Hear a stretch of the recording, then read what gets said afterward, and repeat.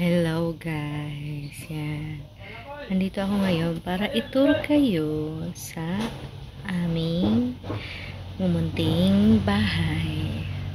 Ang bahay ng isang construction worker. Yan. Sino nga ba or ano nga ba ang construction worker? Ang construction worker, sila po yung mga gumagawa ng mga bahay, magawa ng mga building, yan, nagre-renovate, yan, sila po yung mga magagaling dyan. At I'm proudly say that papa ko ay isang construction worker. Yan, simula bata pa lang kami, yan, nasa construction worker na po siya. At ngayon, pati po yung mga kapatid ko ay construction worker na rin. Dalawa sa mga kapatid ko. Ayan, nasa construction worker na rin. Ayan, naging foreman. Ayan, pati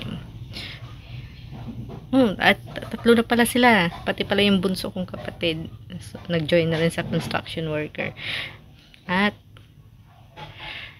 pati na rin ang panganay kong anak. So, ano na sila? Lolo, tito, yan, yung anak ko. Ang dami na nila sa construction worker. At ito po yung bahay namin. Okay. Itutur ko kayo guys. Ito yung sa kusina namin guys. Yan. Usually po sa probinsya talaga ay mahilig talaga sa mga kortina. Kahit may pader, kortinahan pa rin yan. Yan yung CR namin. Yan. Tapos, yan yung parang pinaka receiving area. Wow, receiving area.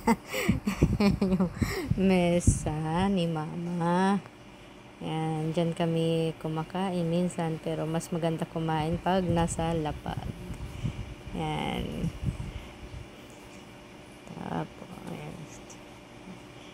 Palabas na kami dyan kasi dumating na yung tricycle kasi pauwi na kami sa kabilang bahay. Yan yung kwarto. Yan. Yung panganay kong anak ang natutulog dyan. Yung nasa construction worker na rin.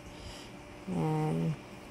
Hindi ko naman kinakaya ang trabaho ng aking mga magulang, ng aking papa, ng aking mga kapatid kasi marangal na trabaho po ang construction worker. Sinong nagsabi na hindi na ipapamana ang trabaho? Yan. Na ipapamana po ang trabaho. Kaya kami po ay pamilya ng construction worker. Yan, baby ko natutulog. Yan, sarap buhay talaga pag baby.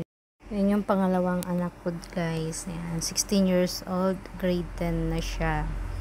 Ayan. Ito yung pinakabungad ng bahay, ang mga tanim ni mama. Ayan. May ano pa, may libre pang ukay-ukay. Yung bahay ng construction worker na yan, tagpi-tagpi. Kasi pag may pera, ito ang gagawin. Another naman, pag may pera, ito naman ang gagawin. Kumbaga, kung kailan lang nagkakaroon ng extra na pera, saka siya napapagawa. Yan. Kahit pa paano naman, tawag niyan, safe naman siya. Yan. Si mama ko kasi ay plantita. Kaya yan, ang dami niyang tanim na halaman. Yan. May ano pa yun siya, may mga gulay. Yan. Pag pumapasok ang pangalawa kong anak, wala na siyang kasama sa bahay, kundi si Chuchu lang, yung binigay sa amin or sa kapatid ko na bunso ng nag-ampon sa kanya, binigyan siya ng aso, kami na nag-aalaga. Yan yung tricycle guys, inaantay na ako. Okay.